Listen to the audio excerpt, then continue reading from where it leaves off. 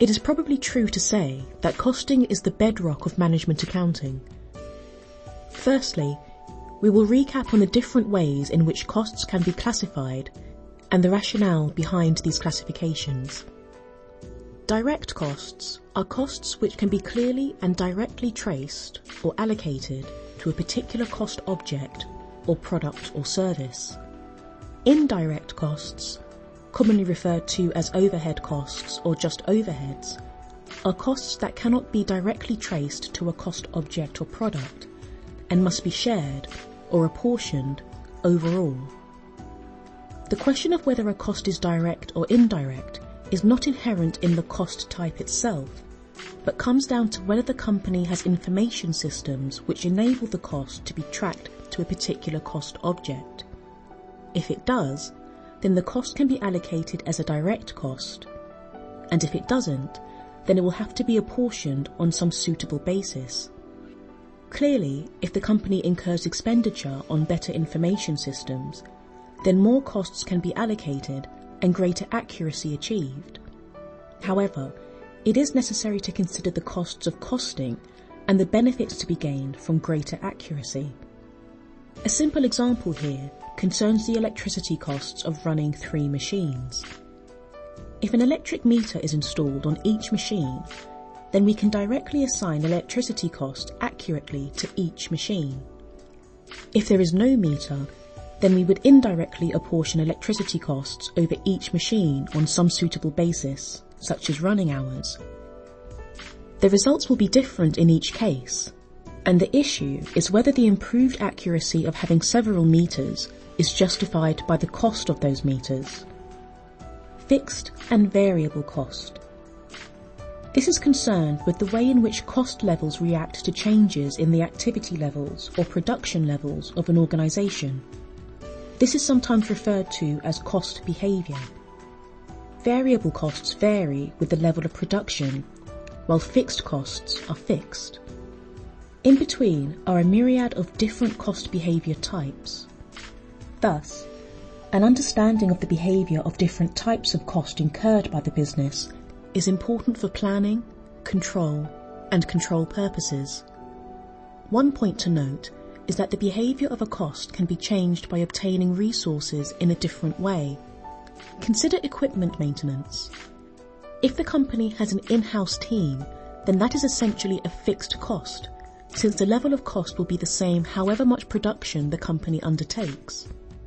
However, if the maintenance was contracted out on a call-off contract, then the costs of maintenance will vary according to the amount of maintenance actually required. Consequently, maintenance costs become more variable in nature. Total costs and marginal costs. Total costing involves the calculation of the total costs associated with the product, direct cost and overheads. In traditional terms, this is often referred to as a total absorption costing because of the need to absorb overhead into the product to calculate the total cost. On the other hand, marginal costing involves identifying what would be the overall impact on costs if there were changes in, for example, the level and/or mix of production. From what we have already seen, costs vary in different ways. While some will remain fixed, some will change. Relevant and non-relevant costs. Decision-making in business is often complex and only relevant information needs to be considered. Depending on the type of decision involved, it is important to identify which costs are relevant to the decision and which are not. This is discussed in a later topic. Having looked at classification of costs, we now turn to different approaches to costing. Traditional costing approaches. The traditional approach to dealing with the problem of indirect cost attribution has been to assume that the amount of indirect resource consumed by a particular product depends on its production volume. It has traditionally been assumed that overhead costs are the costs of providing a certain level of production capacity. Capacity is the potential output in a given period of time an operation is capable of producing. Therefore, it seemed logical that capacity costs should be shared out among different products according to the level of output, i.e. the number of units of each product, its volume. This approach is straightforward, where units of each product are similar in terms of their likely resource consumption. Where this is not the case, however, this approach will not produce accurate product costs. In such circumstances, input measures of capacity or production volume are used to define capacity, for example direct labour hours or machine hours available. Capacity costs, i.e. overheads, will then be apportioned among products according to their consumption of these inputs. The emergence of activity-based costing. The traditional approach to product costing we have considered was developed in the first 2 decades of the 20th century and is still very widely used today.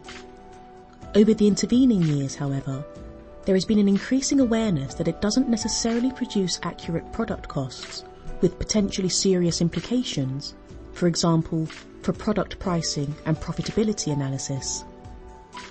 This increasing awareness culminated in the late 1980s in the emergence of an alternative approach, activity-based costing, or ABC, the principles of which were widely propagated by Johnson and Kaplan.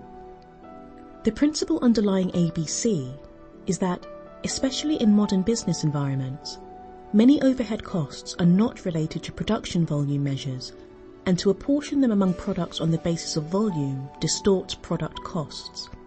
High volume products being overcosted and low volume products being undercosted.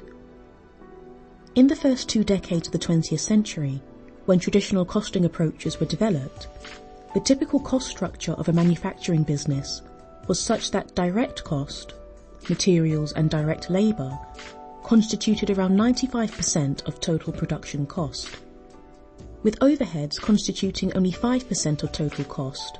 A rough and ready, volume-based costing system, absorbing overheads on the basis of, say, direct labour hours, produced an acceptably accurate product cost, even if the overhead costs were not related to the volume base used to allocate them, and any distortion in total production cost was small. In a modern production environment, using automation, robotics, computer-aided design and manufacture, however, indirect costs are often more than direct costs. Consequently, to allocate such costs to products on the basis of a volume measure to which the costs are not related will produce serious distortions in product costs, and consequently, poor pricing and product mix decisions. Instead of apportioning indirect costs over products on some broad brush basis, ABC identifies the range of activities in an organisation and assigns the cost of each activity to all products and services according to the actual consumption by each of a specific activity.